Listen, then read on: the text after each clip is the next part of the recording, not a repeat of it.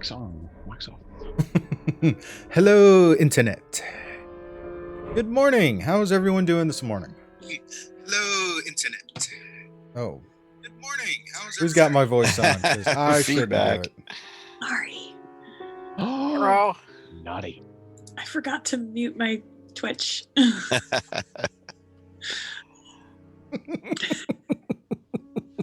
one of those mornings. So, Noob mistake. yeah. Yay, Saturday morning. Apologize running a little behind. You Hey, know, Heath. sometimes I get into tweaking things and then lose track of time. And so it kind of sucks. All So right. many things to fix, so little time. Well, Indeed. it's that, hey, I'm looking at this and all of a sudden, hey, I bet you I could try this. And oh, it leads to another thing and leads to another thing, leads to another thing. And then next thing you know, it's like, oh, wow, look what time it is. It's the digital version of if you give a mouse a cookie. No, it's if you give a cat a cupcake. Oh, that That's sounds like good. one of my daughter's favorite books was Can if we you give a not cat a talk about cupcake. food? Why It's is it Saturday food morning for every Shadow Watch. freaking We're morning? always talking about food. It's not like someone's going to mention biscuits and gravy, are they? Hey, if we go to RealmCon, we got to make sure we push for a morning community game. Oh yeah. And make sure we have a breakfast buffet so that we can just handle this all in one shot. Well, then we have to have Indeed. chicken for lunch. Oh, based on what we've seen about patrons from Tasha's, is have it where it's the that evil mastermind of the Bakers Guild. They're withholding the biscuits. So funny. Oh, have to there's our session. The true search for biscuits and gravy. Oh, that would Guild definitely versus cause guild. war. They've been corrupting it. We need to go rescue it. Yes. I think we can make this work. So You one guys are shot for dangerous. Romcom. Well, I mean that's the plan. I still have to work on the whole passport thing because last time I left the country, I kind of didn't need a passport. Well, if you drive, you still don't. You only need a little passport card. That's true. Yeah, that's another problem because Gotta have the passport to have the passport card.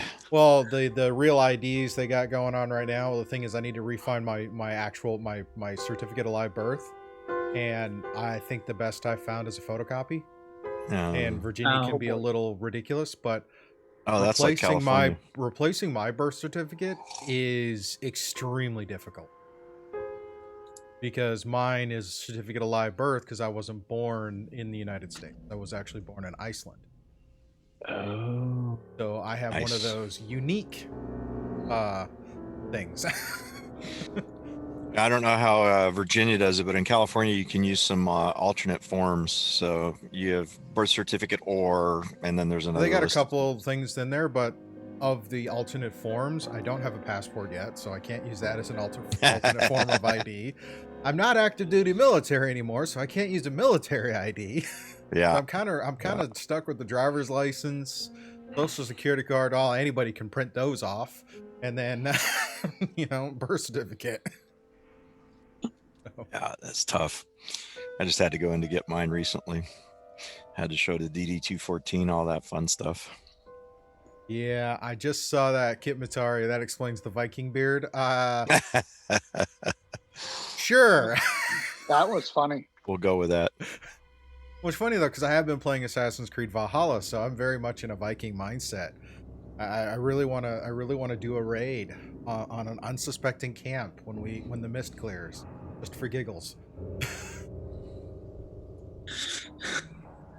That works. Straight up Viking horns and just go at it. Like, where'd they come from? Mm-mm. So you're saying when we finally get to take a rest down here, we're going to be interrupted by a bunch of bearded, screaming men. Oh no, you guys are fine. It's Okay. a different group of people I want to raid with a full army of Vikings. Watch out, challenge accepted. Yeah, they have their own problems. Yes, they do. Don't we all? They're gonna have their own problems tonight. So, but that being said,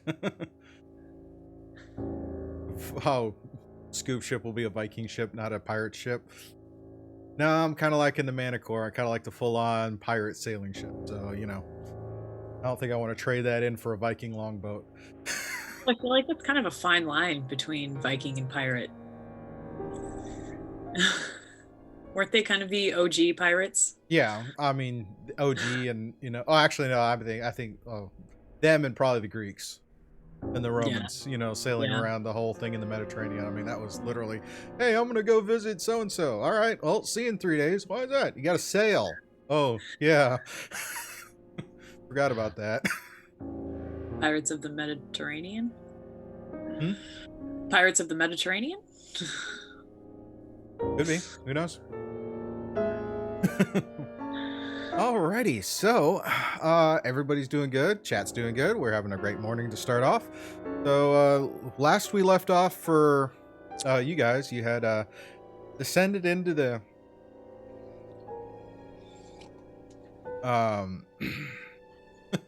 you started to descend into the abandoned city of Duelanian. One of these days I'll figure out how to pronounce that. And first entrance in, you saw a huge statue to one of the dwarven gods, Klangedin, I believe.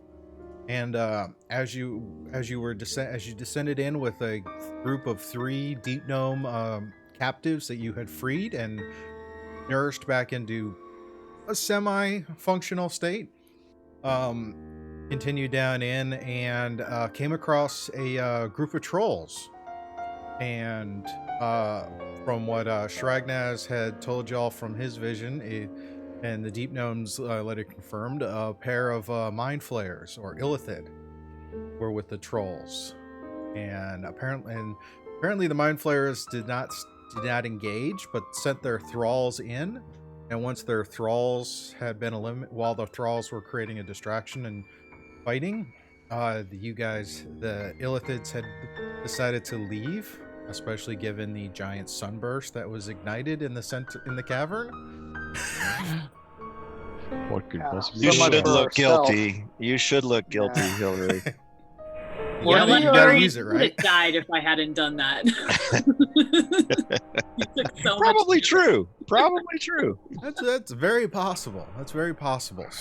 And now sitting in there, and the deep gnomes are willing to be your guides, but they do tell you that it's going to be a bit of a hike, a couple of miles, about at least a mile or so through the caverns and walkways of this city. Some quick little tidbits as you go into the caverns is the passageways. Scoob, can you turn Syrinscape down a little bit? And Sure. thank you to our main sponsor, Syrinscape. Oh, I don't yes. think we did that. It typically will knock down a little bit based on our conversation, so there we go. Let's see how that works. Heath, let us know if that's better. Yes, thank you. Welcome. All right. Sorry, go ahead. All right. The passageways, the main passageways are roughly 20 foot wide with 20-foot high ceilings. There are some minor passageways that are 10 foot wide by 10 foot high. As you progress through, the city has been about some of the research into the city is based on your library. Is the city has been abandoned for roughly 1,000 years when there was a major earthquake that drove out the dwarves, and over that 1,000 years various creatures have moved in and out. And got to fix one Will you thing real spell quick. the name of the city for me? Say again. Please? Will you spell the name of the city for me? It is spelled Dylbwye.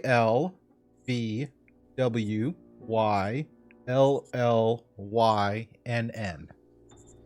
Well, why are you having trouble pronouncing that? No idea. Should just roll right off the tongue, you know? We can just call it Great. the city D. I mean, Nice dwarven name. Completely unpronounceable in the modern tongue. I guess if we spoke dwarf, we could totally enunciate. There you go. But the city did have had a nickname. It was the City of Fountains. You'll find as you travel through that there are a number of fountains supplied by underwater or various plumbing systems built in by the dwarves. Can't say how fresh the water is. It's kind of a chance, pending it's been kind of sitting here a while. So, Hey, as Gabba, you want to take a sip? can totally try. I'm good. Hey, if you need water and water's available, you know. I can purify it if I prepare the spell. Until you find out it's poison. But anyways, so Hence the purification. Wow. so the gnomes are sitting there, and they're willing to guide you. How are you guys feeling? Thinking there's two paths, one to the southwest and one to the south, that the gnomes are indicating would lead to their enclave. now the space that we're in is wide open though right now. Yes, correct? it is a huge cavern that was carved out around the statue. Looking at the statue was carved in place out of the stone, and they just excavated around it to make this huge cavern. So cool. Well, So- should we make camp here? It's wide open, so we would be able to see or hear something coming from pretty far away. I was going to say, do we check with Abu Detak and Ingling and see if there's actually anywhere nearby, like some cabin stuff off to one side that might be a little bit more out of sight?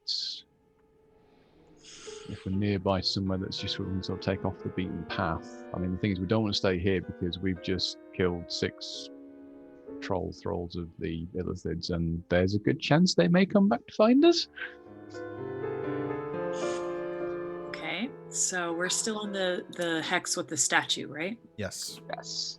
So just south, it looks like there's like a little chamber. I'll have to fix that window.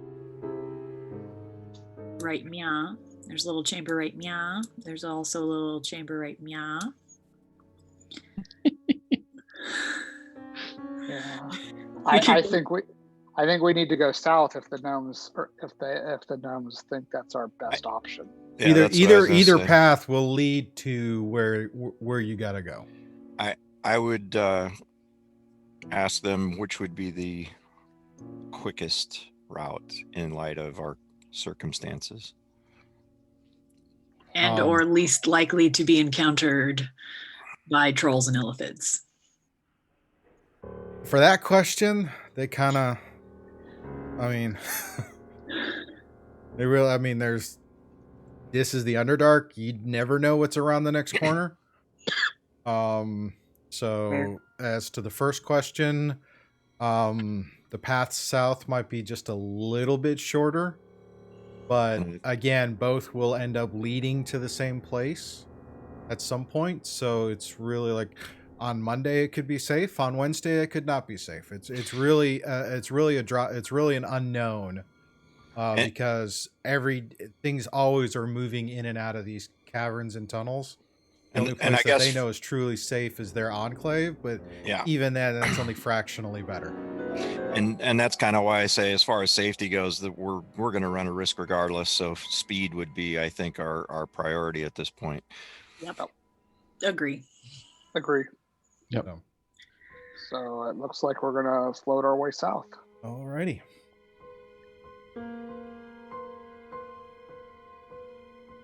So moving as quietly as possible. All right, give me stealth checks. Oh yes. 29. Wow.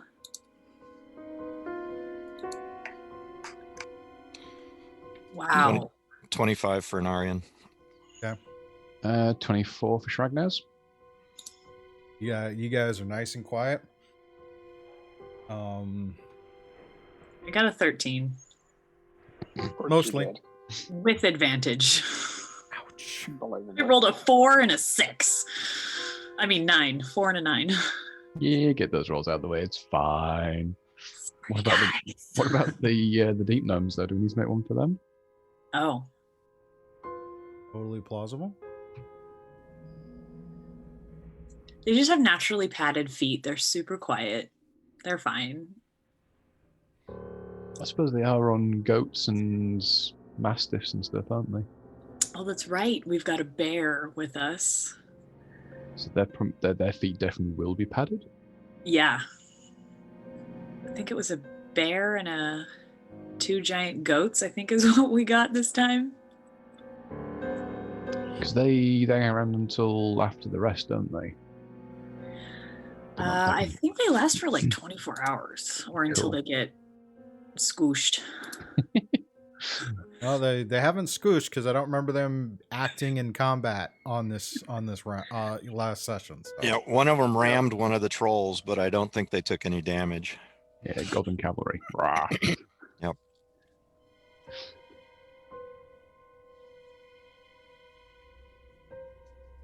Cool. Again, we can always get the most stealthiest to take up the front path a little bit once the gnomes give them the steer on where to go. Yeah, they're So gonna let's- use they're gonna move along very stealth. They're gonna move along as stealthily as they can, and they have advantage because of a racial ability. Nice. So yeah, they, So Steve, one thing to keep in mind is the creatures from the Bag of Tricks don't say they have a certain amount of time they last. They just disappear at the next dawn. okay. So we can't really tell when is dawn in here, but they will be a good indicator. Oh, hey, look, it's morning. Yeah. It'll be good too for any of those abilities that recharge at dawn. Yeah. Yeah. Good to know. Then we'll know they're charged. So what we're actually saying is Shragnos is going to put his bum again on the floor. Oh look, creature disappeared yet again. Poof. Ah! To be fair, I mean it'll be hard to tell, but we'll see how it goes. But yeah, as you progress into that southern path and think of things, draw a little line because I don't quite have the post-production to have a quick little Indiana Jones type map. Yeah, that. Well, we don't want DCMA, so can't do that much longer. No copyright. No copyright. So as coming into the first path, they lead you down. You come to where there's an opening on the side that leads into kind of a villa. And this villa appears to have two floors going up. And as you that you can see, do you guys wish to step inside? I think so. I think we need to find a place to rest, and this may be a good spot to do it. Yeah. All right. So shall we try to clear the building, make sure nothing is lurking? As you step in, you notice that there are rooms and rooms that just kind of extend out, and then even a stairwell that leads down. So it figure for the sake of brevity, over the course of an hour, you kind of search through, and you see it's actually 4 floors in total, with multiple rooms. Each of the rooms that you see are pretty bare and empty. So it's hard to tell what the purpose of the building was in the past. Any kind of wooden structures or fabric structures have long since decayed away into unrecognizable trash. There are no doors in this particular building. You see spaces where doors used to be, but given the amount of rot and time that's passed, or a lot of wood things have already been removed by previous explorers to use as fuel. So by the time you guys are coming in, there's very little usable material, and most all the rooms are bare and devoid of any kind of function. But you do find several. You can find several that seem to be a fairly safe spot to kind of set up and secure yourselves for a long rest, if that's what you. I believe that's what we choose to do. Okay. Please. I think we want to put the hut up. I think so too. Yep. Precautionary measure. Hey, Shraggy. Can you make the bubble? Pop.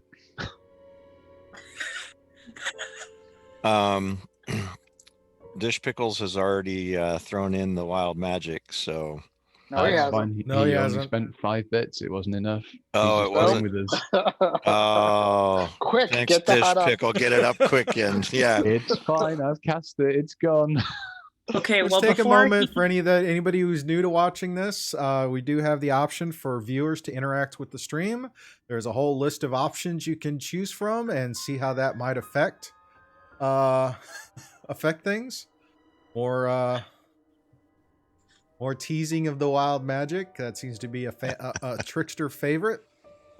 I think it's just Dish Pickle. I think he's just got it out for us secretly. Probably. I thought we were nice to him as moderators too, but I guess not. So before he can throw in any Oh, more that's wild neat. magic, Uh-oh. after Now he's got it. you do it, dagnabbit. Okay, well, I'm doing it anyway. I will grasp my holy symbol, and a little ball of light kind of floats out from it, and then in the middle of the dome, a spectral sword and shield appear, Okay. and I cast Guardian of Faith, and it will stay with us for 8 hours. Okay. I mean, that seems kind of redundant from what I remember of the hut. Nobody can see in once you step inside, and nobody Well, it can be enter seen, except for whoever he chooses to let enter. Mhm. unless somebody casts a spell magic on it. That's a possibility, but it's again.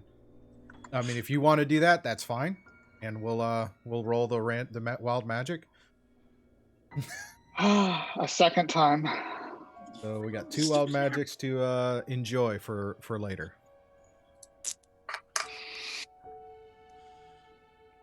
$36.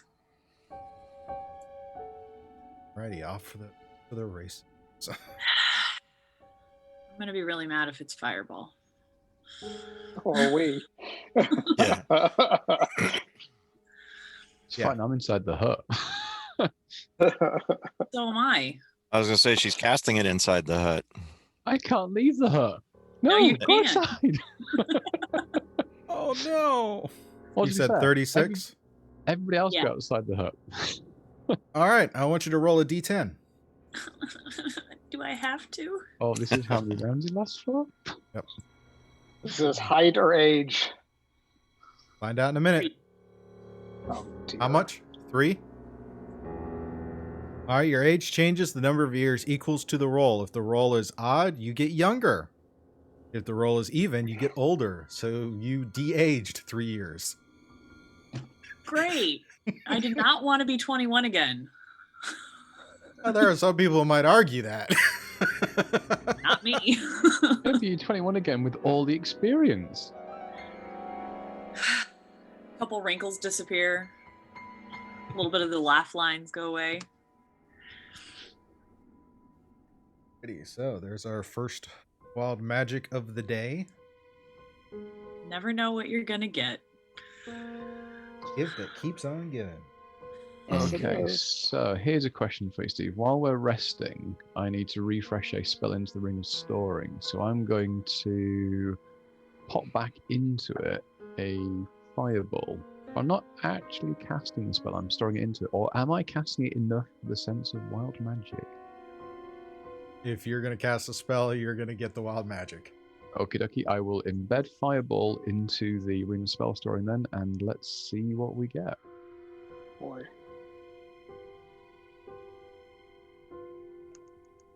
That's a 28. Ruh-roh.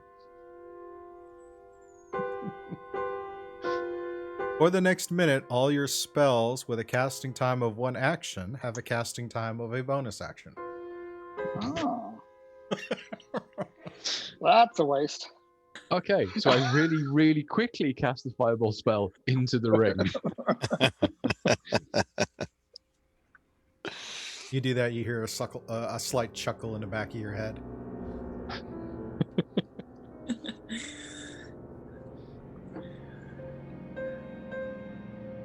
Alrighty, anything else to prepare for your long rest?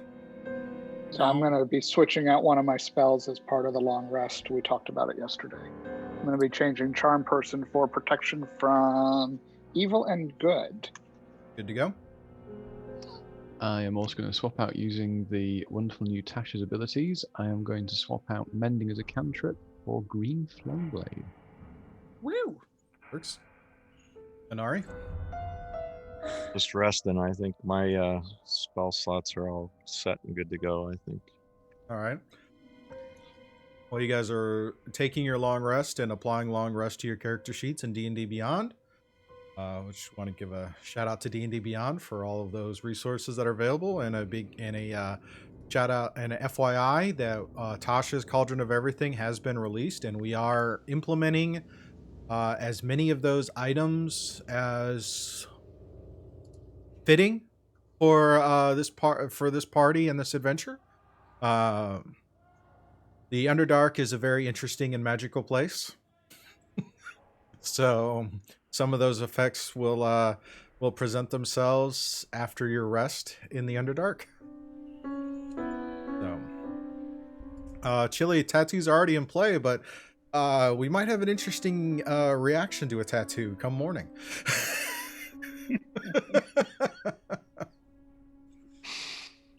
So, with that, if you guys are good, then you take your long rest. Everything's good. You wake up. Your animal companions have bamfed away. So apparently it is close. It is close or close to what might be considered dawn on the surface world. One of the other downsides to the Underdark is things like day-night cycles, circadian rhythm, and weather have little to no purpose or little to no influence here. So every day is kind of the same. Oh, another cheer from Bits. Yeah, thanks, Heath. Good night, Heath. Yep. Good night, good sir. Enjoy your rest. Yep. Thanks for stopping by. Yes. So. Yeah, so that's just one of the reasons I haven't been casting Druidcraft, because there's no real point. sense. Oh no, you'd get weather. It's just the weather would be above ground and quite disconcerting. Right. Which was anecdotally, I have a weather app that when I was walking out of my normal breakfast place on Saturday mornings, it gave me a notification that said light rain would start in 10 minutes, and I looked up and there's not a cloud in the sky. So I'm thinking, somebody wants to cast a digital corruption. Nope. All right. Any requests for spells today as I prepare? Well, I guess that's tomorrow morning. It's morning now. You're doing your morning kind of figure out what's up. I didn't know the tiny hut it goes through its full 8 hours and then kind of dissipates. You guys are all there. It's seems to be fairly quiet. So Shraggy's going to look a little confused. He's going to have a piece of paper in front of him. He's going to call his quill to light, and he's going to try and write in his scroll, and nothing happens. I'm going to turn to my book and pick it up and flick through the pages, and he's going to read the book, and you'll hear him muttering to it.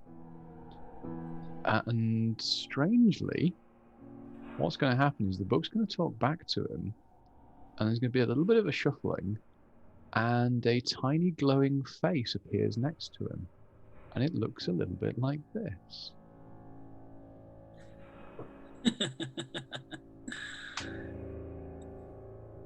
He's going to look a little bit surprised. He'll be like, okay. And he'll find the face talks back to him a little bit silently.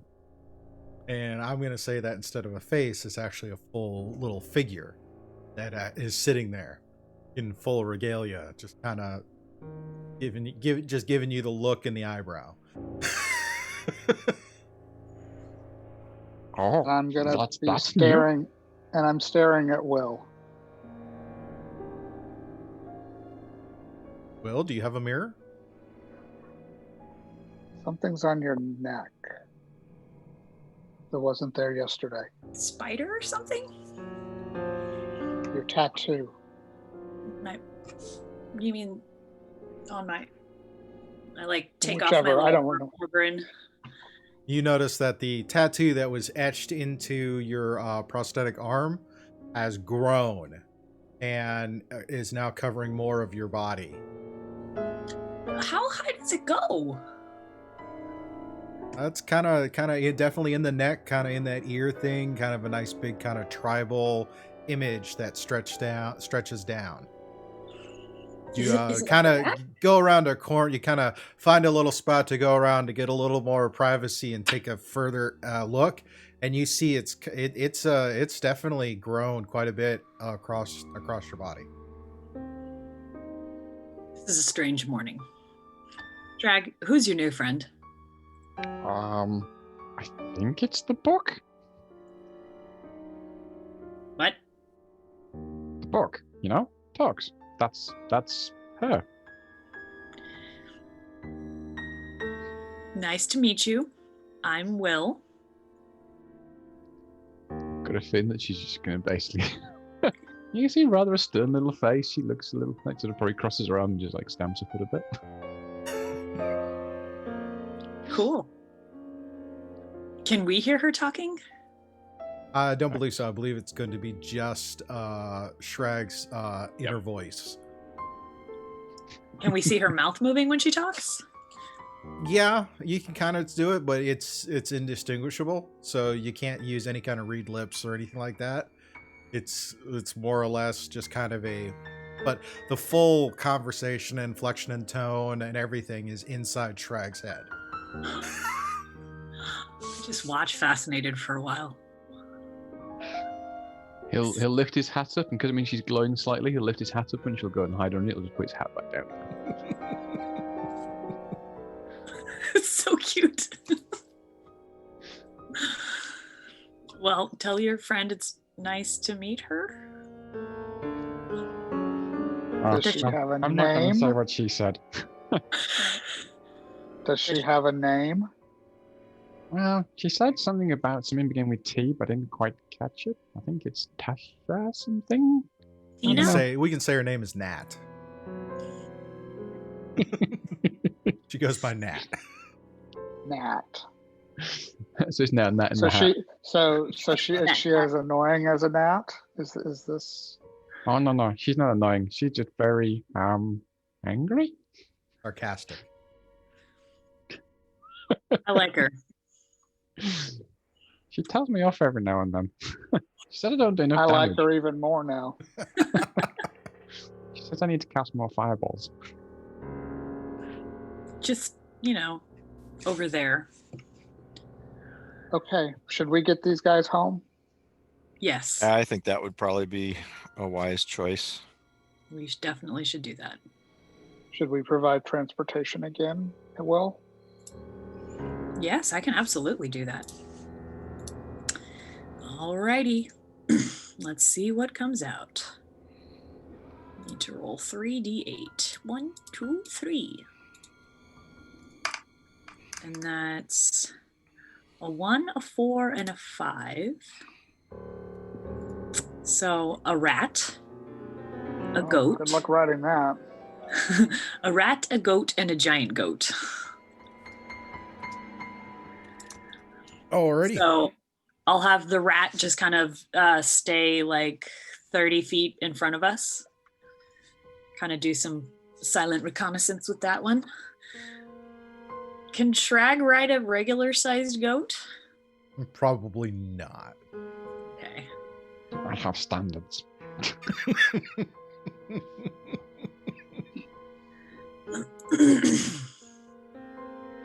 It's all good. It's all good.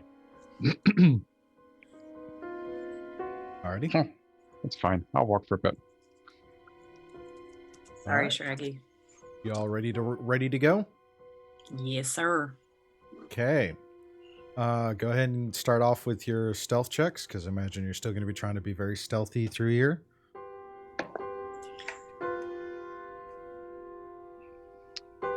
$23 for Shrag.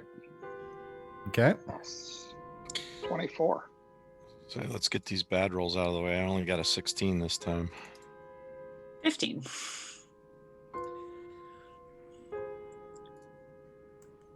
100 bits. Did 100 bits give the party?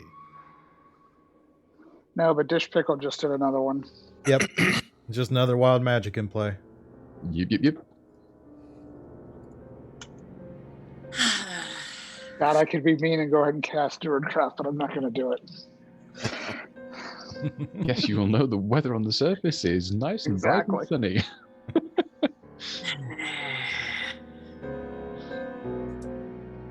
All good. Alrighty.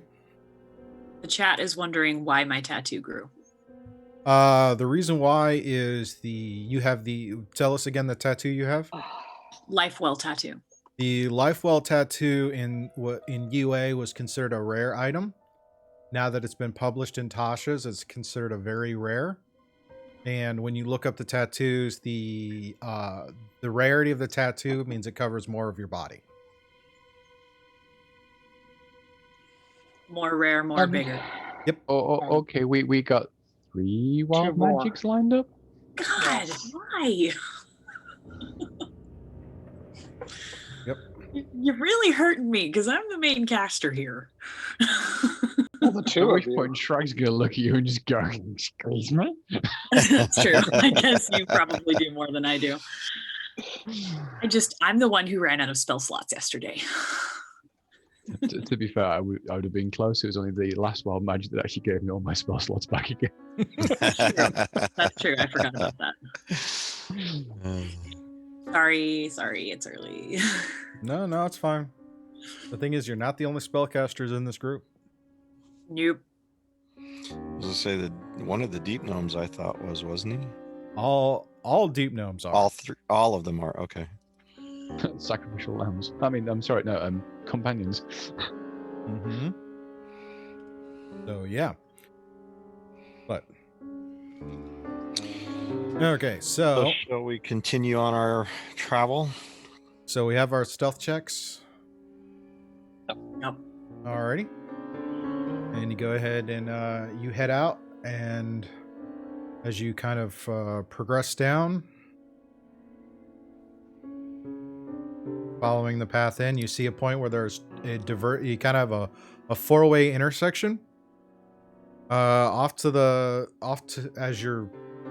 you're facing southwest, to the left and right appear to be 2 more caverns that lead into these carved out structures.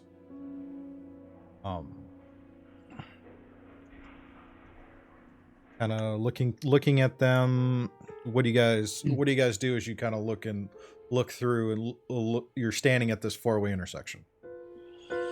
And these are caverns as opposed to buildings this time? They open up into buildings, as we described. Kind of think of it like okay. the way I'm picturing it is kind of like how the Pueblo Indians built over there in the Southwest United States, where they had these big caverns, and you saw these structures kind of built into the cavern that was carved out. So you kind of looking through, you kind of see that off to the left and right. Both of them appear to be like single floor structures, so there isn't a big cavernous area. I turn to the group, are we going to look at every single building we come across? I think we need to keep moving, and as long as nothing's coming out to bother us, we shouldn't go in to bother them.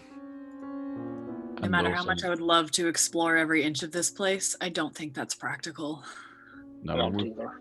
we've got people in tow that we need to get back safely, because maybe we can handle ourselves, but they may not be so lucky. So I think we need to get them to safety first, get ourselves established, Yep. and then I agree. range out from there.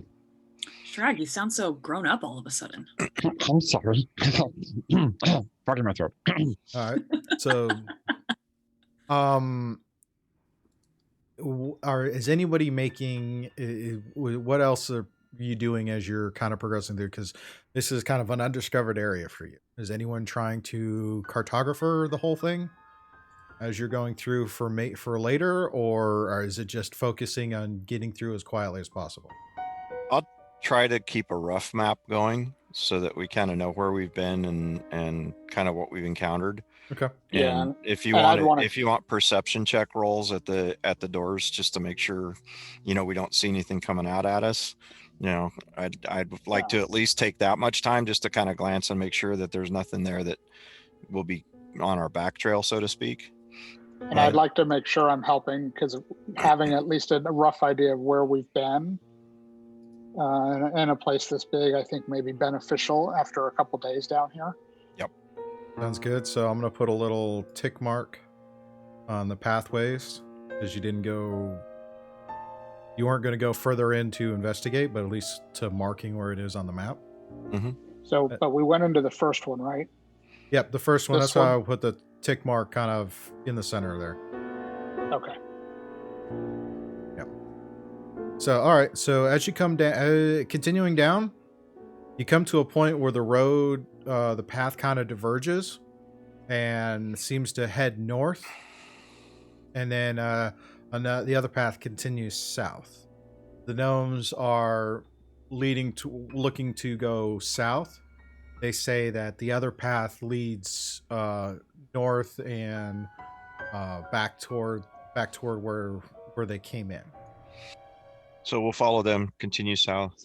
All right, I'll put a little tick for that path head for later. Coming through, you come through, and then there's another pathway that leads into another structure. The other thing, And as we're did you walking want- by these, if one looks different than the rest, one looks new, it looks like someone has been there, we may want to take a look at something like that. But if they're all just kind of the same looking building and structure and decrepitness and decay, then I think we're going to be more apt to just walk by it. What do you guys think? Yeah, and do you want perception checks on those, Steve, or just if you want to? Well, given what Shad's just looking for, you're not gonna kind of need to do that if you want to look for that identifier. Okay, 23 then. 22. All right. This one looks to be another single-story structure carved into the cavern. Nothing. Most of the age on these look about the same. So if one turns out to be a larger structure, then that's why we're doing that. But the city is old. Right. Let me know if you want me to cast Detect Magic. I can take 10 minutes and do it without a spell slot. That's up to the party. Just letting you know it's available today. All right. That's within 30 feet, or what's the range on that? Yeah, it's only 30 feet. That's what I was going to say. So if we're not really in somewhere where we've got something identified, I don't think you want to waste that. Or I guess it wouldn't be wasted, but we wouldn't want to take the time.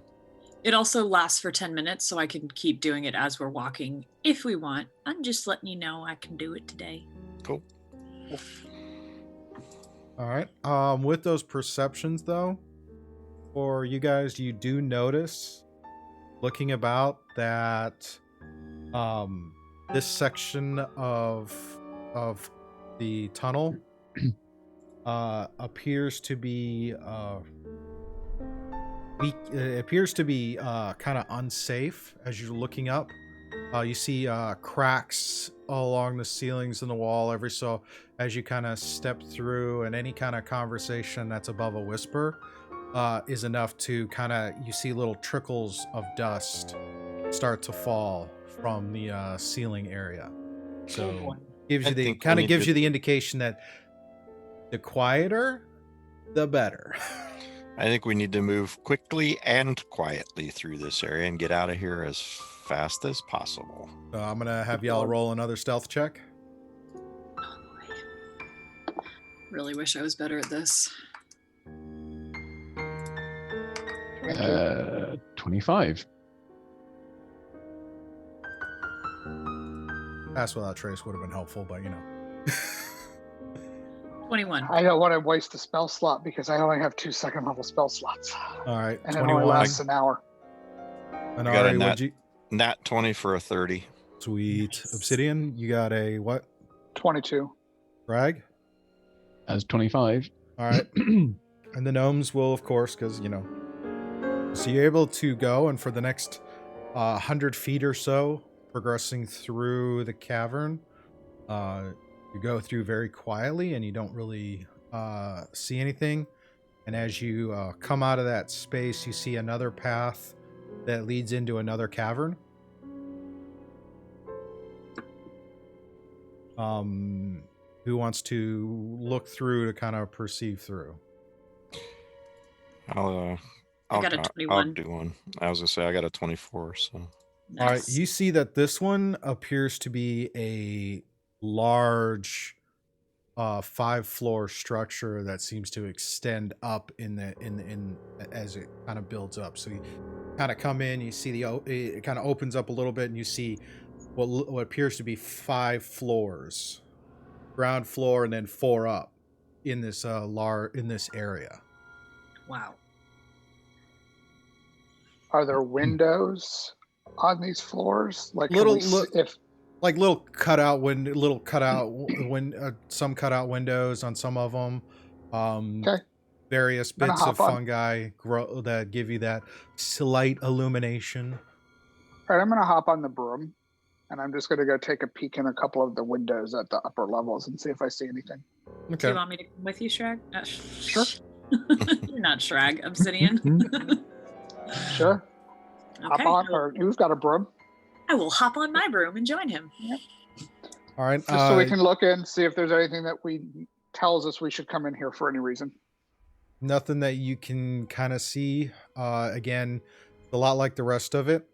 So with your dark vision and what you can see, you're not seeing a whole lot. Obviously, you'd probably want to spend more. If you wanted to really do a thorough search, you could, but that's going to take Yep. several hours.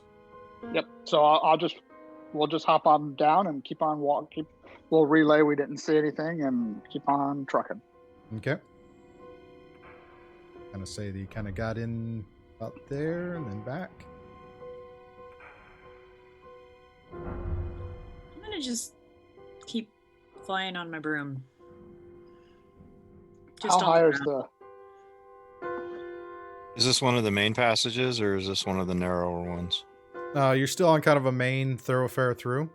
So it's still 20 by 20 pretty much. Yep, 20 by 20. All right, I just marked an area for where the hazard is. So coming around, the path kind of loops around into another side cavern for another building. And this one appears to be kind of a 2-story structure. I'll just save the perception checks. 2-story structure in the carved out area. Again, to find out more, you'd have to go through and try and go room by room. If there's nothing that stands out, I don't think we would want to stop. I think we want to take the time. Yeah, I agree with Okay. that. Yep. Coming through, got another one. Same. This one's There's nothing actually, that stands out. this one's a single floor, kind of low area. This one's kind of like that 10-foot ceiling is the whole space because it's only a single floor. And most as you go in there, you see that just a little bit carved out just to see the front of what the building is, and a couple of different doors that lead in. So coming around, there's one more area with a structure. This one seems to be kind of a 4-floor structure that's there. Got the ground one, then a couple 2 or 3 more that lead up and kind of carved out. Again, just the front area is carved away. The rest of it is all leading into the front of the building. Has there been any evidence of like traffic through this area, or that this has been recently passed through, or is this still like the 1,000-year-old? Give me a survival check. Not my greatest strength. I got an 11. Not that you can really tell as far as what's been through here. There are various, cobwebs and stuff, but again, So no real evidence. kind of usual. But the weird thing about it is just the some of the just the ambient noise around. It's very kind of stale and quiet and whatnot, and it's a little disconcerting. I mean, you see the patch as you've kind of gone through, because you're about half a day or a couple of hours have been gone through here because you're being careful and walking through. So it's been about 2-3 hours since you set out, and it's just that whole kind of place almost feels like a tomb. It's just so devoid of anything other than little bits of the various fungi that give you that slight bit of bioluminescence in the dark. Like Shad's background, Obsidian's background. A little bit. I would like to collect some of these glowing mushrooms. Okay. You want to collect some mushrooms? Yes, please. I don't know if they're poisonous or delicious or neither, but we can find figure it out later. Another plug for Tasha's. Tasha's actually has tables for tasting mushrooms. What? Do we want to do, what is it, a survival, a nature check before sampling the goods there? I wasn't gonna sample it right now. I was just gonna collect them. I don't feel like sampling mysterious mushrooms while you're on the death trek is a good idea. Just collecting them for later. Exactly. So here's a question. Seeming Shraggy is kind of like a goblin, and he might have had sort of like interaction stuff like this for cooking it, and seeming he is a cook. Could he give an investigation check to see if they're edible or not? Yes, he could. I will have a little peek. Cool. Yeah, you can eat those. They're fine. Yeah. That'll be a total of 6. They don't appear unusual. They just seem like fungi that kind of glow. He just shrugs and just like, yeah, shrooms. We'll figure it out later. Thanks for trying. Huh? Thanks for trying. All right, I'll just put Underdark mushrooms, and you can let me know later how much I got. It depends on how much you want to grab. I mean, if you're kind of picking through as you go, then you could wind up real quick. You could wind up with a lot, or just take just a little bit to kind of experiment with. I want like a little paper sandwich bag full of them. Okay. Collecting various different types to kind of for your own knowledge. Yeah, they're interesting and they're kind of pretty. I suppose also, do the deep gnomes react badly at all when we try and gather these? Do they try and stop us?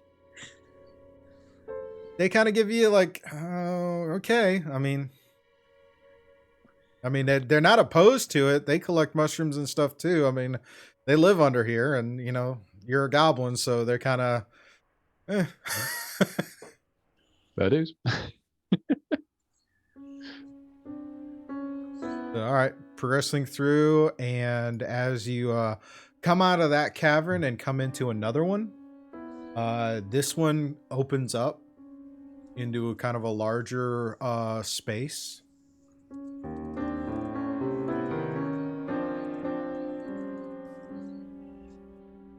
This one is this huge cavern you guys kind of walk into now, as your vision only extends but so far, but from what you can see is it's got a 100-foot high roof. So Shrag, you can actually slightly see, or you can see the roof line as it kind of goes in this kind of huge domed space. Looking about, you see that there are these huge stalks of fungi type plants. At one point, this was a grove or an orchard of some type, but in the time since the city has been abandoned, the plant life kind of withered, and then now all of this fungi kind of goes in, and it's various colors and illumination. It's almost psychedelic in just the amount of dim light that kind of goes through. You can see there are actually paths that have been laid in, cobblestone paths that kind of go through with little tidbits of mushrooms that grow every so often, kind of like when you think of like the sidewalks and the little weeds that grow up in between the creaks and cracks of the stone. You see that as it goes through. There are different fountains and whatnot spaced out throughout the bit, and you see the paths kind of, as you kind of go through, you see paths kind of wind up. You see that right now the path extends east and west. The gnomes are obviously going to go more to the western side of the path. I think we're gonna follow the gnomes. Yeah, and I'd like to Follow go their ahead and get on the. directions. Yeah, and I'm going to get up on the broom and go up about 40 feet in the air, Okay. since I have a 60 feet dark vision, Okay. to try and give me a little bit better overall view to see if I see anything hostile, Well, different, unique. a preliminary scan of the area. You see that there's as you kind of do the quick little search pattern over at that height, you see that the pathways kind of lead up, and you see kind of like these large terrace style bridges that seem to extend over this some of the space. But as far as just the general bit, there is give me a perception. You're kind of scanning about. Oh, +8. 12. All right. How far? You don't see anything as you scan about. How far away from the party do you scan over? Do you try to stay above them? I'm going to stay like 30, 40 feet above them, but fairly close to them. I don't want to be too far away from them. Okay. So from what you're seeing, From you don't an see east-west distance, just a height distance. Yeah, from what you can see, kind of looking through, it's just kind of it's there. You're not seeing any kind of movement or anything that really kind of sticks out as unusual. Okay. Goat is eating a mouthful of mushrooms. The rat's running through, smelling everything, all happy. And I would like to go up on my broom about 20 feet up, and just my eyes are just sparkling with how beautiful this place is. Yeah, it's a big scan out of all the various stuff. It's so pretty. This is my favorite room. I could live here if it wasn't so deadly. I could live here. All right. So you're kind of coming through. There's a path that kind of continues around south, and then there's one that kind of spirals into a staircase into one of the terrace bridges. That's the one the gnomes try to go for. So coming up the bridge, coming into this kind of wide area, it's up enough. It's up about 20 feet above the ground, so you can kind of look over and get a good distance view and see. Again, some of these stalks are like 30, 40 feet tall. Some of them are short. I mean, it's, if you could picture like an untouched forest, only instead of conifer trees, it's these mushroom fungus style trees.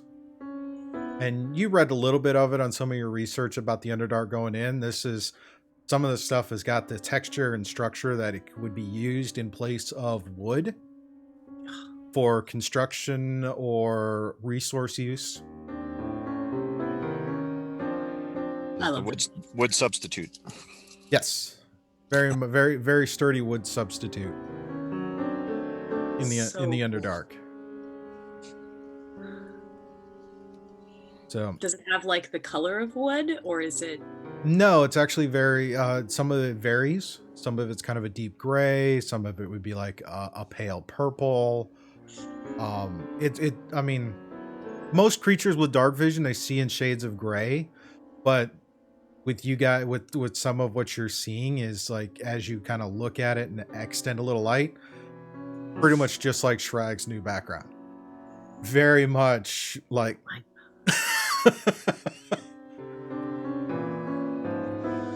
I love it. Maybe little insects that flow around, like little firefly type things that in the for Underdark variants. I mean, it's very kind of like mesmerizing. New base.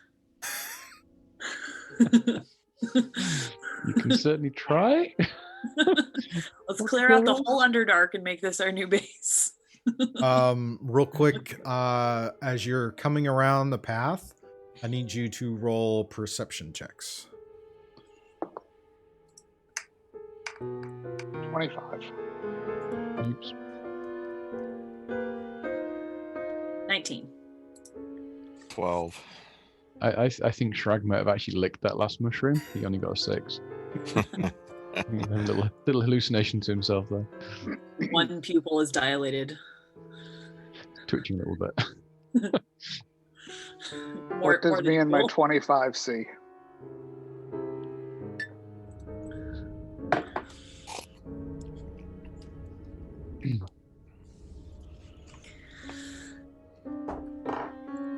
Uh-oh.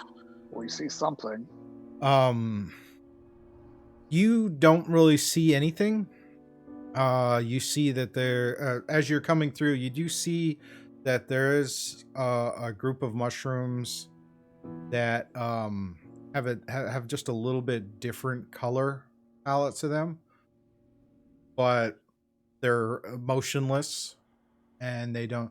And you can see them, and but they haven't noticed you guys.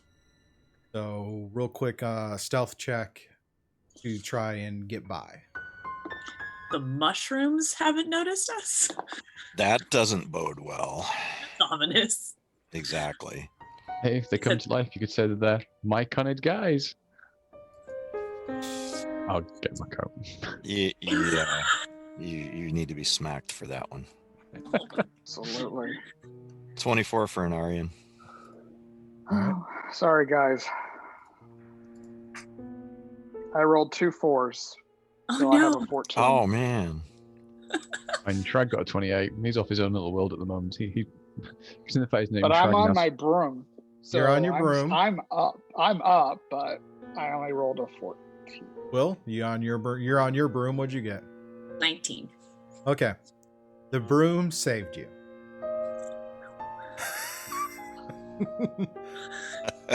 Making so much noise up there. How do you make that much noise when you're just flying on a broom?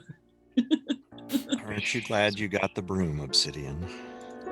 So, you able to navigate through past these mushrooms and move into the next cavern, which is where we're going to take a quick break so I can put that map up real quick, and we'll be back in about 10 minutes. But yeah, lucked out on yet another encounter. Only because you were on the broom. It would have been kind of cool to fight some myconids, but it also might have been deadly. So, I feel like that's going to be the theme of this whole place down here. It would have been cool, but it might have killed us. Yeah. Well, there's a lot to explore. I think with the gnome, like we did with the gnomes, though, I think we're going to need some allies down here too. So if we can find ways to make some friends when we can, that would certainly be helpful. Yes, it probably would. Huh? I want to make friends with mushrooms. That's possible. plausible. That won't be animal handling, but I wonder what that would be. Anyway, sorry. Just being sort of like a more undergroundy dwelling kind of race, could Shrag make a nature check to see if he can remember whether all mushrooms... Yes, you can totally make a nature check on those mushrooms you guys just passed. Okay, I got a 22. Though it was good thing warning everybody to kind of add to their distance, and again, as you commenting to Obsidian as you guys leave, is those were a type of creature called a Shrieker that are typically used as an early warning system. If you get within range and they perceive you, they start to make a loud audible noise that will alert anything within range. Okay. Yay. I'm really glad we didn't do that. Me too. I don't like that. Nope. Yeah. Good deal. Human-sized mushroom that emits a piercing screech to drive off creatures that disturb it. Other creatures use the fungi as an alarm signal to the approach of prey or villainous intelligent races in the Underdark. Cultivate Shriekers on the outskirts of their communities to discourage trespassers. Yeah.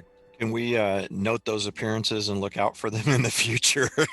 Yes. Yep, Shrug sits there, gives you as you guys kind of go and you take a quick, take a break and kind of feed some rations and kind of look about. He gives you a complete nature lesson on that to kind of help you out with trying to discover those.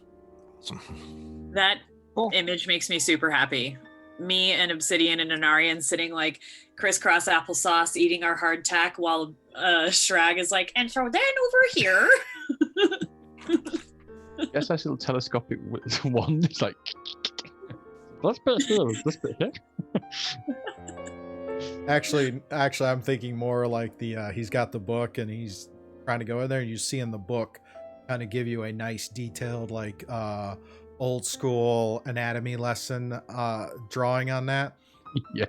And his little companion, the book's spirit kind of sits there and kind of sits on the top of the book, kind of crossed legs, sitting there just kind of watching y'all like a teacher while you had the presentation up on the background. Oh my god, I love it Yes. so much. That's my mental image when I think of it. No, that would be absolutely perfect. Sort of swinging her little legs over the top of the pages. Yep. Just drinking her tea. Yep, no, we like that a lot. All right. Well, with that, we're going to take our break. So hang out with us. We'll be back in about 10 minutes. So see y'all in a few. Say we did. All righty. Let's And not we're say we back. didn't. Check on the feed. Still got those wild magics. Oh, I forgot about that. Taking a look. Back in the killer tomatoes. Really? Alrighty. Yeah, so those were the rotten tomatoes being thrown at Shrag for his poor puns. Terrible puns. That's fair. So, Oops. kind of looking in for this next space that we're moving into, I added for our discovery, I added our Shriekers. Nice. So that there were a So- couple there. So can we tell if they're trying to protect the tile we were in or the tile we're going into? Oh, good question. Unknown. Mm. That would How about an insight check? okay. Plus 5. 16? 14. 14 and 16. Considering that the Grove was a lot of fungus type things, probably a good bet that they're positioned for dealing with that area. So it definitely clues you in that there was more in there that you just didn't happen to come across. Okay. And may not want to come across. Again, bear in mind we're trying to find artifacts. I mean, if there's a colony in there of something. maybe- Well, With How are we that- going to figure but again, out where artifacts, I suppose mushrooms would want to hang on to artifacts, but maybe not. I don't know. But I think part of what I'm thinking is if we get to the Gnome Enclave, this is their area. They might know something or have heard of a description of these items, and we'd have better idea of which direction to head. Yeah. Well, And that's why I'm again, trying to keep these guys safe and get them where they belong, so we can try to establish those relationships. Swervelin? Swerve Neblin. Neblin? Smurf Neblins. Swerve. Neblin. Swerve Neblin. Okay. I'm just calling them Smurfs. Smurfs. Under Smurfs. Under Smurfs. There you go. So do you want a new stealth check, sir? All Yep, right. we're in a new tile. You guys took your little lunch break. You got it. 30. Wow. 13. Wow. So now it's my turn to have the low one. I've got a 15. I used my nat 20, unfortunately, it looks like. Ah, All right. I got a 23. Can I roll with advantage and see if I get higher than the nat 20? Does that? And what justifies that? I didn't see anything don't that know. gave it to you. I have my Boots of Elvenkind, which gives me advantage, but when you roll a nat 20 on the first roll, there's no sense in Yeah. rolling No again. real need. Rogues, man. I know, right? The only class that might get higher than a nat 20 on stealth. I'm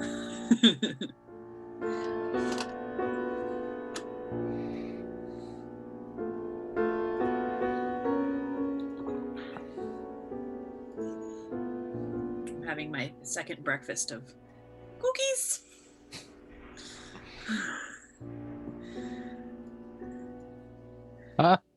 Okay. So, as you guys progress into this area, the first place you come into is a huge. I mean, everything's huge, but this one is kind of a carved structure.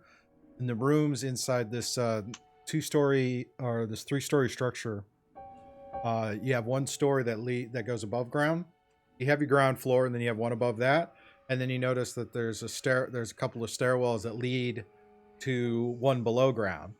And there are several rooms in here that are huge, like banquet hall size rooms, meeting rooms type things. Whereas in the previous buildings you kind of were in, and what the rooms were smaller, like kind of like a apartment size, like New York apartment size dwellings. And then in this area, this particular building you come into has got these huge, large rooms, like meeting hall size rooms. You're not quite sure what, because again, most all your furniture and any indication that gave you a real clear identification of what the purpose was has long since been decayed or cannibalized, and elsewhere. So it's just a huge open space, or a series of open spaces as you go from room to room to navigate your way through. And with the gnome's assistance, I would like to ask the gnomes if they know anything about this room or this series of rooms. Why is this one so much larger? Do you know what used to happen here?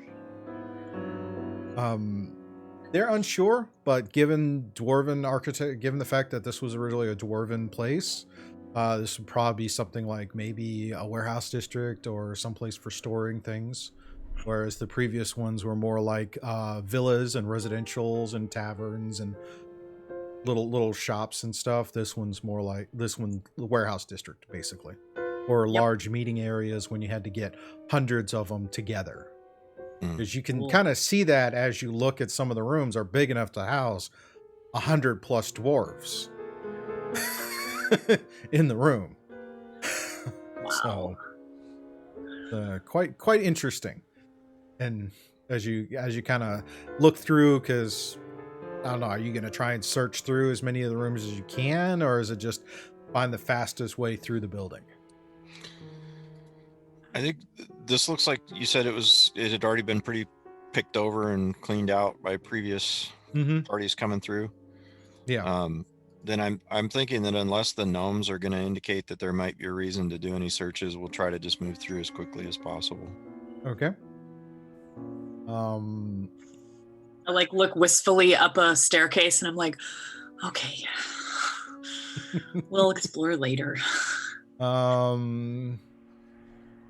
Let's see. Obsidian, go ahead and give me a D12 roll.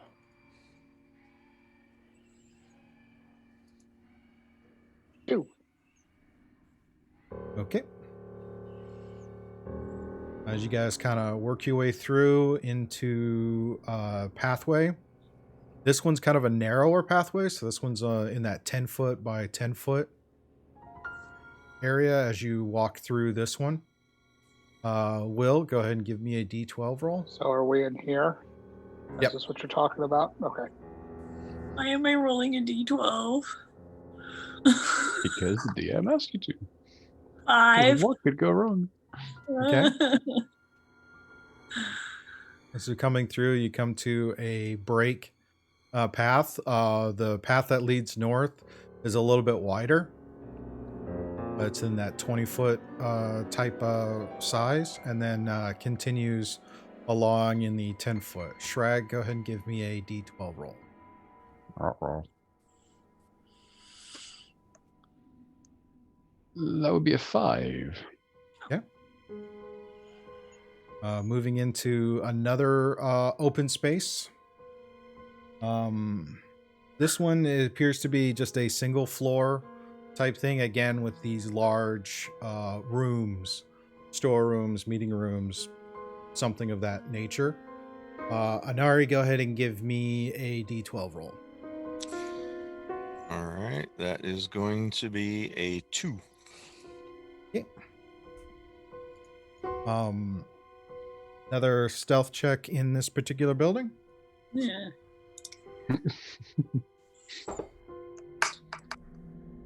That's much better. Ooh, 26 or 27? Which shall I choose? 22. 27. 17.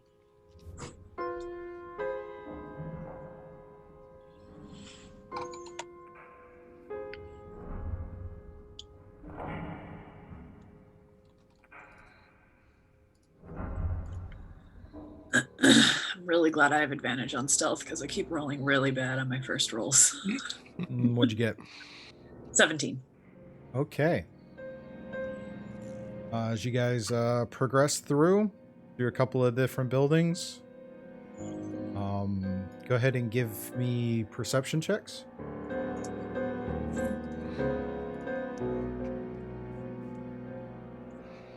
$25 for an Aryan. 18. 16. 13 with advantage.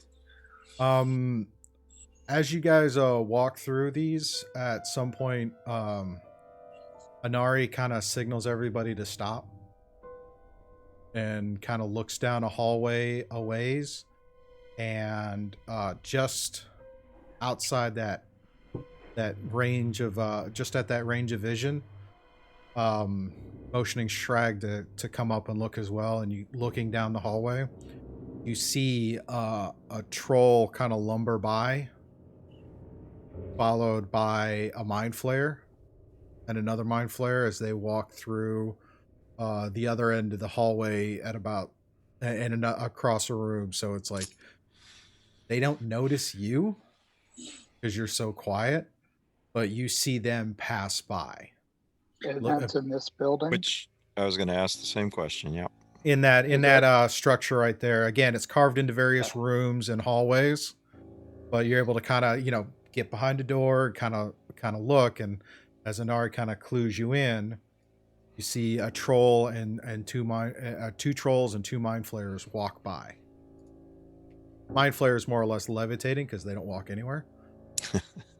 But you see the trolls kind of lumber by, going in a different direction from you. Okay, that's not good. No. And do we feel we need to be really- through this room to get out the other side? Is this the only way out? You're kind of It looks that way. you can kind of navigate your way through as long as you're careful and kind of come out the backside. Really tempted to ambush these guys, but I think we need to keep moving. I'm leaving it up to you. You have the element of surprise right now. Do a quick whisper to huddle.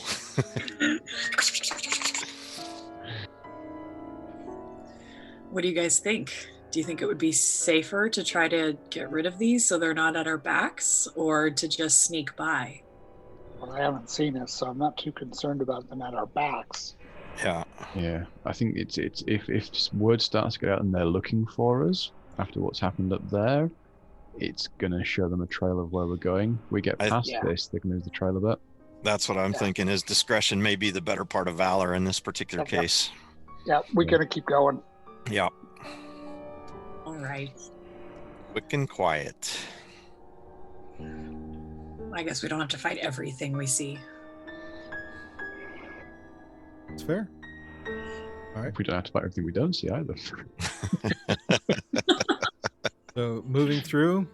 Usually the things we don't see fight us. Yeah. Too true. Too true. So now we move into our next tile.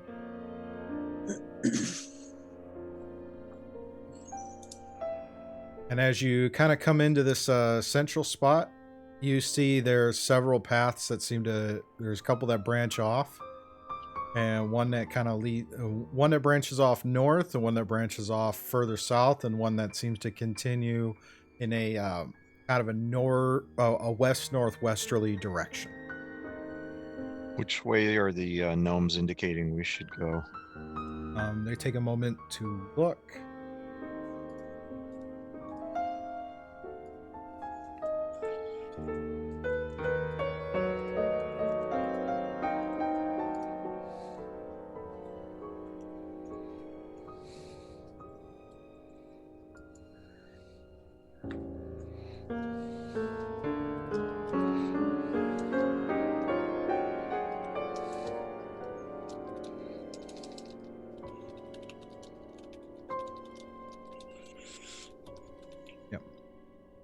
Are we aiming for like somewhere over in this area?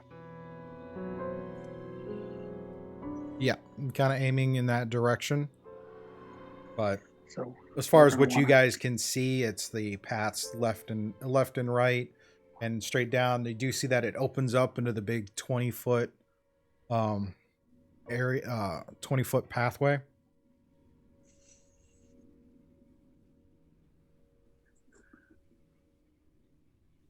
Is there a Oh reason- darn! Oh, what a shame. Thankfully, I have all my notes. So. Consult the table. I always worry when you consult the table. Table of Doom. Okay. Is there a reason my Roll20's not updating? I'm seeing that the the map on Twitch has more lines than my Roll20 does. Let me try refresh. I noticed that too. Oh yeah, same here. Might want to refresh your Roll20 maps then. Refreshing. Or Reticulating splines. that would be why. My splines needed to be reticulated. That just sounds painful. I was gonna say I refreshed and it's still the same. Hang on. Yep. I figured it out. Okay. Is it on the DM layer?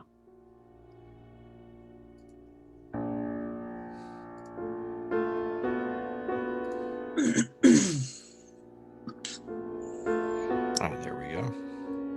Ah! Look at all that progress we've made, guys. Yeah, and then you zoom out. Exactly. I'm not. Yeah, but we don't know that. Nope, that's the beauty of map making. know nothing, Shragnas. Oh, we know lots. They know nothing. Yeah. That's why I said Shragnas. I'm sorry. No. So that in consulting the gnomes, they're still thinking about which is the best. Yeah, they're Best gonna route. want to move northwest, so they're gonna move in that direction. Okay. But you see a couple of different, like you see, like I said, there's a path that diverges this way. There's a path that leads here, and another path. And kind of looking through that particular building. Apparently, my Trilla didn't save what it was, so Rude. I know, right? So rude. Hey I- guys, That do you fancy just means exploring? it's not important. That's right. Yeah, I think we probably need to continue with our same procedures as, give it a quick glance, but unless there's something that we observe as threatening, we need to keep moving, particularly with roving patrols of mind flayers and trolls. Nasties. Yeah, just go a Alrighty. little bit too close to that for comfort. Okay. Better that we see them before they see us. End up being... All right. So, seeing progressing through, and then wind up being very short. But seeing a couple more different offshoots, and then you come to another large junction Mm-hmm. where some of the paths seem to diverge out, and the gnomes actually start to turn in more of a southwesterly direction. Okay. Then I think we need to continue following them. All right. Go ahead and give me a perception check. Okay. 24. Okay. 21. Okay. Mine is going to be an 18. And Shraggy, Shraggy's on a 15. 15. Okay. As you guys come to a junction where another path seems to merge in, the gnomes kind of stop and look about, and look like they start to signal someone. And as you kind of look over, you see a small group of 4 more deep gnomes coming down the path and merging up with you. And the gnomes kind of greet each other with back and forth on their language, kind of going on. And a few of them, one of them, they point to you as a group, and then they communicate a little bit more amongst themselves. So with the Helm of Comprehend Languages, would I be able to understand what they're communicating back and forth? Yep. Yeah, That's what I was. you hear them talk back and forth about greeting and where you've been missing for a couple of weeks, what's happened, and they talk about how they were they ran into a patrol of Duergar, and the Duergar captured them, and they were doing what Duergar do. A few choice, colorful words that even the Helm has a hard time translating.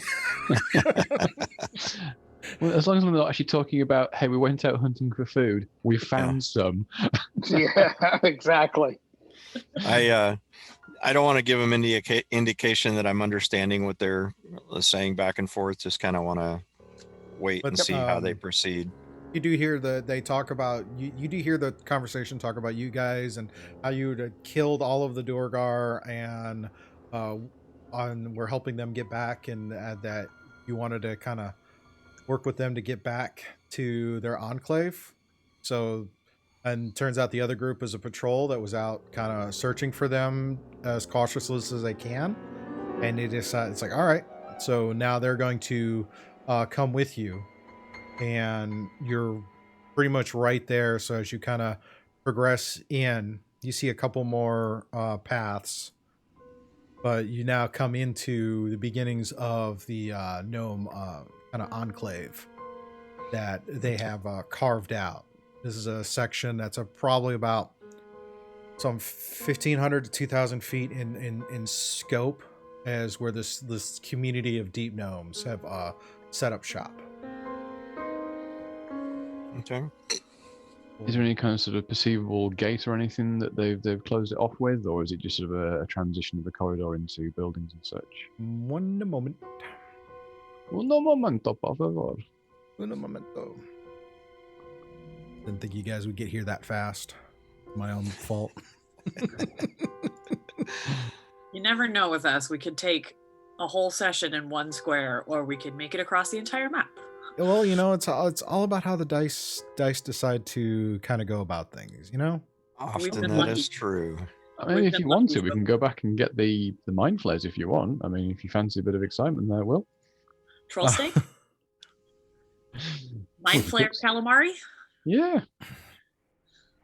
As you guys come into the enclave, the walls begin to narrow and the corridor rapidly shrinks to a much smaller space. You guys have to kind of move in a single file line as you kind of move through. You hear some metal on stone as a set of as kind of an iron portcullis opens as you pass and then closes behind you. And then you see more of the deep gnomes as they all start to, a couple of them start to come out, and they lead you to kind of their central area for their leader, and to have a conversation. Awesome.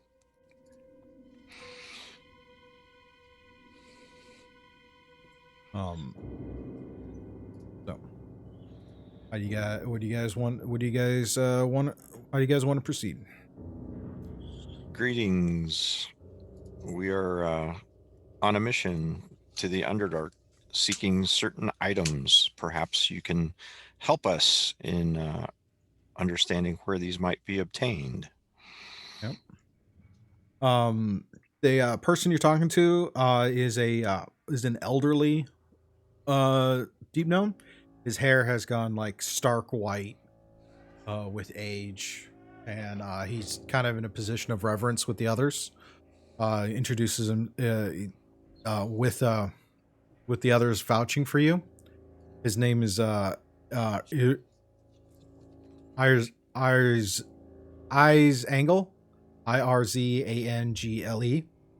You hear some of the with your helm. You kind of hear it's kind of referred to as the Barrow Warden, pretty much the chief of this particular enclave. Okay. And so it's like you're here searching. It's kind of like, what are you searching for? We give him a description of the different shards that we've been sent out, and the globe sphere that we're searching for, to describe what we're seeking. Okay. Called the Shards of Day. They're supposed to all fit together somehow. He's not familiar with that one, but as you describe the various blades and pieces, because you have a full description on Right. them, he goes, "Yes, I know of them. The white-haired elves have the starry one you described. I think they worship it or something. Who knows? It's hard to tell with drow. Uh-oh. The bright one you describe is in the hands of the fishmen on the lake to the west. Ukatoa. Not far off. Which one did they have? The starry one? The bright one. The starry one is the drow. The drow have the starry one. Yeah. The bright one bright was the is in the fish. hands of the fishmen of the lake. Mm-hmm. And I think they probably find. Also know whether you'd find yet. He also know where you can find another one. He peers at you and says, "It's like we can help each other. I can supply you with food and water and guides. What I need from you are your sword arms and spells. I have an eye monster to deal with. The creature terrorizes my people to the north and blocks our way to fertile fungi gardens. We are forced to make a long march around the area controlled by the many-eyed horror. That journey is sometimes as deadly as the creature. I need guards to protect my miners and engineers while they block the tunnels where the creature roams." I think that we can help each other. Agreed. Yep. Happy with that one. If you can give us safe haven and food and water and a place to work from. Mm-hmm. I think that would be agreeable. Yep. He's also willing to give you some compensation for your assistance. We're always up for negotiating compensation. Yeah, he has a bag of jewels that they've mined, worth roughly 5,000 gold. Wow. That's The Underdark can be a very profitable place, indeed. especially because deep gnomes like to mine and They do cut like jewelry. to. So they have quite a bit of it. Okay. So, with that in mind, what terms other than our sword arms and spells are you seeking? Just to provide protection for the miners as they go into that area. Okay. I think we're agreeable to that, and I'll look around For at the how party. long? Is it just as a one-time thing? Yeah, it's kind of a Until kind of help the- help until them the get there, get a person- look, clear out the area and to secure it, and then go from there. Okay. Okay. But That they'll sounds end up good. providing you a safe haven and space for that. Let's do it. Given their knowledge of the area as well, could they assist by helping flesh out the map of what we've started to create and provide more information for that, and also give us some guidance on what we may have passed through and what we've seen? Sure. Say, in the immediate area. Yeah, they can. They expand on that some more. They say that they've and they let you know. They sit there and they let you know that the city is vast and that there are various villas and residences and what look to be like silos, and several generations have kind of stripped the place bare of any wood or usable materials over the years, because some of the it's the barrel leader. He's roughly, as you get into conversing with him, he's about 200 plus years old. So he's got a long memory of what they've seen. That they've seen the mind flayers in about the area. There've been drow, driders, various other orcs have come through the area at some point. They kind of give you a survival, some help with the survival stuff. Various undead have been seen in there because those tend to occur. So and they flesh out your map some more with what they've described. So now you have a kind of a wider area of places to see and expanded knowledge and whatnot. And Okay. you share some of the stuff you've encountered, and they tell you to be careful of the gardens.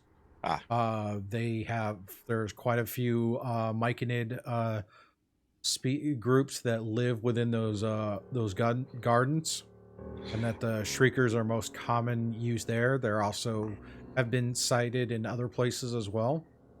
I'll ask if the Myconids are enemies or are they able to be negotiated with as allies? Kind of depends on which tribe you deal with. Okay. So Are with there- that, it kind of gives you a broader expansion of the fact that there are multiple of these gardens. Within those tribes, are there? Can he describe ways to identify which tribal groups might be with which factions or something like that? Rough idea. They haven't ventured too far. They do have some, and some of the stuff is a little outdated because time, and again, Things change. some of those spaces are far enough away that as the residents of the city have changed, some loyalties may have changed as well. Also, with the fact that over the last 50 or so or 20 or so years, there have been a lot of strange occurrences that he's gotten wind of further west, further west, where it seems like there have been darker, more kind of abyssal type creatures that seem to be more prevalent. The Underdark is kind of an area that has a thin veil with the abyss, so creatures passing back and forth is not unheard of, but for some reason it's become more frequent over the last 20 years. Okay.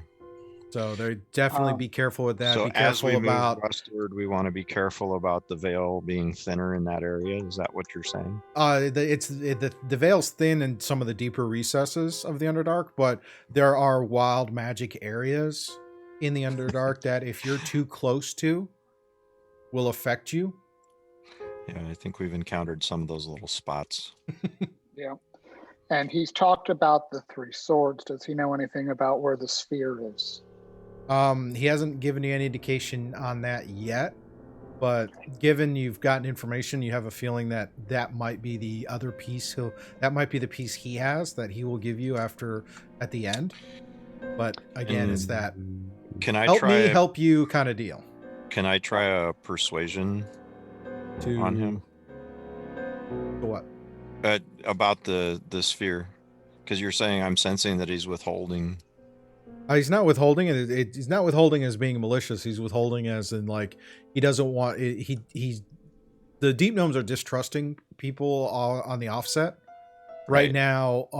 The friendly and hospitable nature that you're experiencing right now is purely on the word from the 3 that you rescued.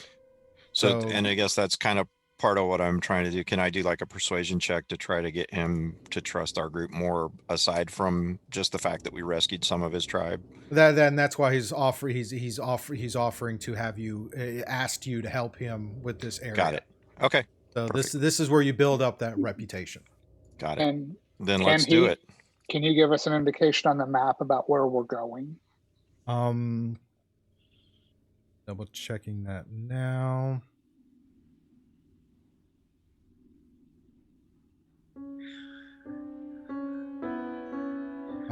It's not on the current map, but it's a it's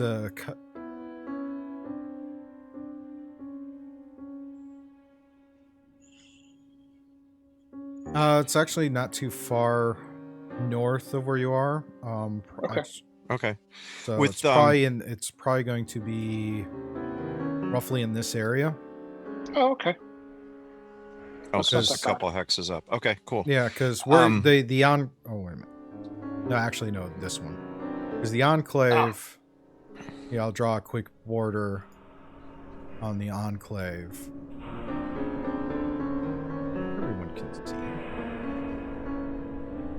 Coming into here.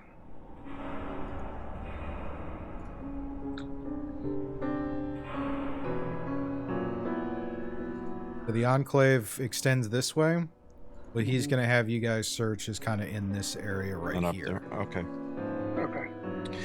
And I'll ask him, obviously we're to protect his miners and workers, but is he going to add any warriors to go with us, or are we going to be the fighting faction?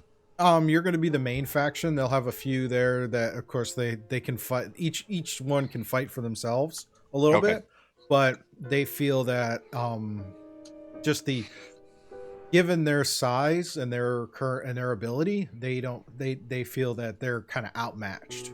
Yeah. Given the stories that are starting to pervade, because this has been a few hours, kind of in there, kind of getting a look around, seeing this is you see kind of welcomed, but things are still kind of sparse. You see various gnomes kind of keep hidden away, so you don't really get a full sense of how big the community is, because you're the new guys in town.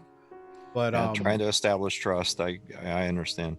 But you hear that it's kind of one of those in the stories that here in the descriptions, and since you got that helm kind of back and forth, it's that, oh well, hey, these guys did this, and that one right there, she let off this huge fireball type thing. It was really kind of blinding and scared away some illithid, some mind flayers. So your rep is definitely there, where it's like, as people hear that, you kind of get a better sense of the community. So you're already ratcheting up, and the warden's fairly impressed with your stories. So I'll ask also, so how soon would you like us to begin this task of clearing this area for you? They're willing to give you a chance to rest, because they know traveling the Underdark can be a little hair-raising. Okay. So we'll probably actually do that on our next session, because honestly, I don't have enough of it prepped, and I don't want to shortchange you. So no I'm buying some time with some relaxation, unless you want to double back in to fight something, which sucks because we have those wild magics. But unfortunately, the narrative doesn't. I'm not going to force them to be used. I wouldn't necessarily have a problem in taking out the troll and the 2 illithids if we want to try to go back and find them. Yeah, I mean, when we mentioned that to Zangle, does it appear unusual for them to be that close, or does he maybe think the activity is higher because of what we've done? They travel fairly close pretty often, but they're always dangerous when they always kind of get they're not sure how often they pass that close. It's fortuitous that you provided that intel that you did see them. Cool. Not sure how long they'd still be in the area, but there have been roving groups pretty regularly. Okay, so should we go back? Go ahead. No, sorry. So just before we do that, it's just so based on the fact that obviously they're aggressive, is it better for us to leave them to roam and roam away again? Because if we take them out, will that draw their ire onto the Snovelbing camp? If we go and take them out, will they be useful? Or we like to have repercussions that come back afterwards for you guys?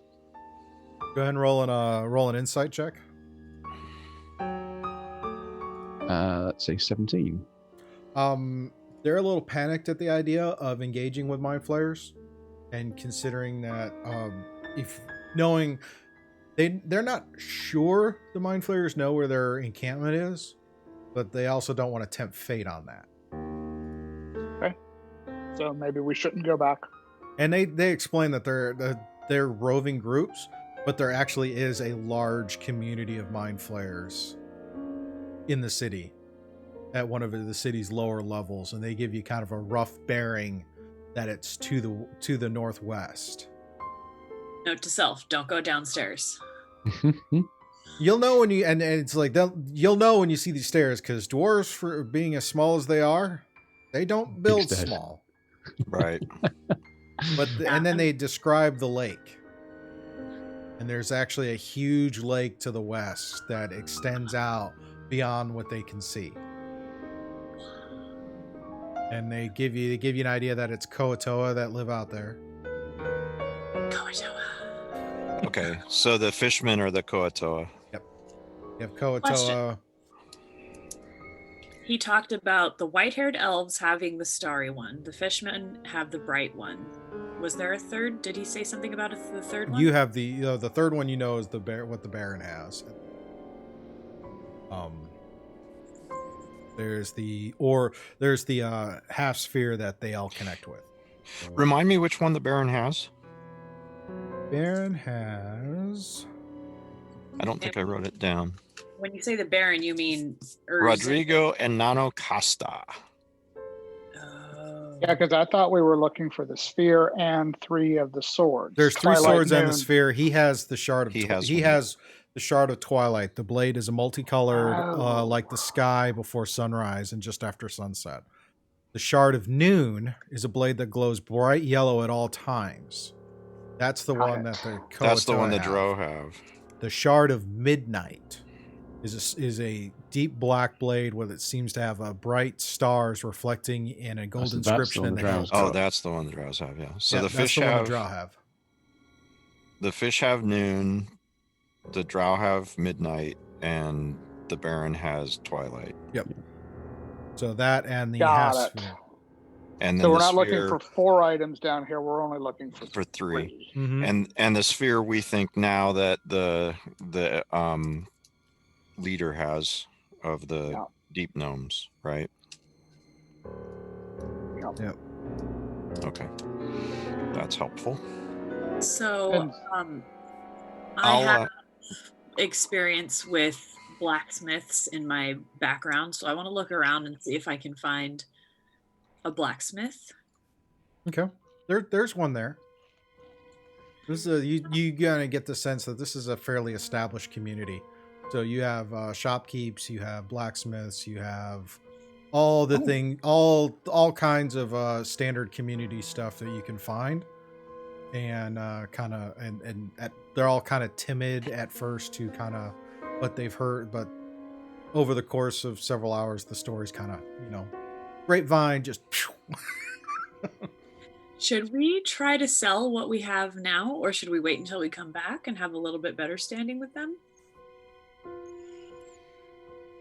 I would think the better standing with them we have, the better our deals could be. That's So we may fair. want to wait a little bit. But I will ask the leader or the warden if there is anything that perhaps that we can assist with before setting out on the protection detail that he's got set up. No, not really. It's kind of just make yourselves ready, and he'll get a crew together, and they will kind of head out from the north gate and lead into that area. Okay. I also want to ask him. We have an acquaintance of ours that is looking for some clockwork mechanisms. Would you happen to know where we could find any of such things? we have a couple of tinkerers. There's a couple of tinkerers, and they do kind of let you know that there are several clockwork creatures, mechanical constructs that do roam down here. I think they caught sight of something called a cadaver collector every That so doesn't often. sound good. That doesn't sound good at all. But there've been various other constructs in the area as well. Is there Does the In the- shopkeep have any that we could buy or? and look that's what at? I was about to ask. Is there anything that they have that they would be willing to sell to us to pass on to our friend? There's a couple of different mechanisms you could probably pick up. I mean, kind of have to tell it. So yeah, you'd be able to buy stuff. Some of the more interesting stuff, again, probably help when you get more rep. Okay. Okay. So Are just there any, trying to gather some intel at the moment. Are there any Mhm. stories of any worms as well? And Oh, obviously the Purple purple worms. worms. yeah, they've mined gems and stuff, but I mean, have they come across any sort of worm trails? Purple worms have been sighted. It's been a while. It's a little nerve-wracking every time they do come around, but they don't know. But they have been seen in the area over the course of his time there. So there is a chance that someone can pop up. Imagine it like almost like an underground version of Dune. Is like you got little sort of the deep known miners there chipping away, and then the worms are being brought out by it. Yeah, I mean, thinking about the fact that, I mean, you have a little bit of sense as a goblin because goblins can be found in the Underdark as well. It's very vast and and whatnot. So they kind of migrate through every so often. So get enough time down there, you could probably have the misfortune of coming across one of their migration routes. So while we're here, at one point, Will kind of wanders off to go find a blacksmith, and I sent a message to you in a Discord for what I'm looking for. And you can just tell me yes or no, and I would like to tell them that I will come and pick it up after we're back from destroying the eye monster.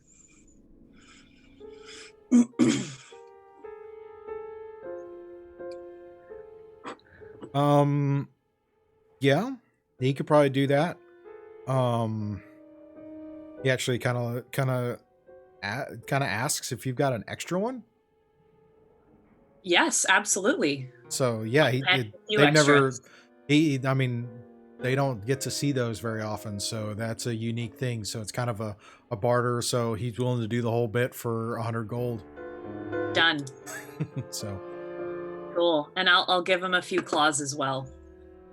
So yeah, he's a really the blacksmith is really appreciative of that and kind of gets to it. And then I'll just sit and chat with him for a while about blacksmithing techniques and just kind of thinking about my mom and how amazing and talented she was, and just kind of having fun chatting with him about trade secrets and stuff.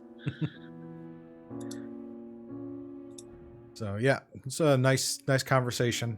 As you kind of see, kind of working the gold, actually takes the gold you give them and starts to melt it down to use that to make the items. Just So, watch with fascination. what are the rest of y'all doing for this quick little downtime as you get ready for heading off to face whatever multi-eyed creatures to the north? I think Canarian's probably going to go find a corner and start doing some origami just to kind of refocus his mind a little bit. All right.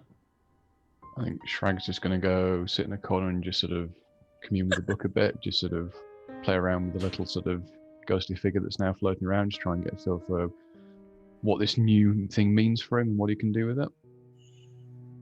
Yeah. And I'm just gonna kind of explore around and talk to different people, find out how long they've been here, what do they do, just chit chat. Okay. Learn mostly. I'd say everybody give me an intelligence check. Just a straight check. Just straight up Straight up intelligence. 15. 14. N. 16. All right. Will, you probably have the hardest time with this, but with everybody else, in conversing with various different creatures back and forth, you start to get kind of a basic, like really rudimentary basic of sharing between common and undercommon, where words are starting to make sense. So given you spend it at, we'll essentially say that for the amount of time you spend there trying to get kind of acclimated and meet and explore, you're able to kind of build out, and you get a very basic understanding about undercommon and mixing that with common. So accents are thick, words get a little lost in translation, but it's enough to have a very basic conversation. Like you can get directional and kind of piece together all of some of those things. I learned yes and no and hot. And that is it. And restroom. And That's always restroom. an important Given your one. knowledge with blacksmithing, it's like, blacksmithing, different terms, but the techniques are the same. So it's that back and forth kind of deal. So we'll say as we kind of progress through, you guys are going to end up understanding and learning undercommon the more time you spend talking with these people. So we'll go ahead for the sake of brevity, start adding that in as an additional language. That's awesome. Ein Bier bitte. Cool. And we'll pretty much call it a session on that because, again, don't want to get too far into what's going to happen up north until we get up there. And you guys actually manage to circumvent and navigate through several different encounters, which is good. That was a really cool little trek through this area. Yeah, various fountains and whatever, and collecting some mushrooms and Yes. keeping it on the, hey, we're just going to get here as fast as we can. So now we can go into, now you have a place to kind of venture out from. Yes. Base camp. Yeah. Making friends. And some allies for a change. Yeah. And did they mark on the map, on our map, where they think the drow are and where the fishmen are? Well, the fishmen are definitely going to be to the west. By the lake. They said something about a lake, right? Yeah, About a there's lake. large... Does our map show where that lake is in reference to where we are yet, and things like that? No, not currently. There's a lot of ground to cover between there. They do mark on the map, mark on your map roughly where where you're going to be going next, in terms of in terms of what's there, and so, but the drow and all that back here. Drow are going to be north.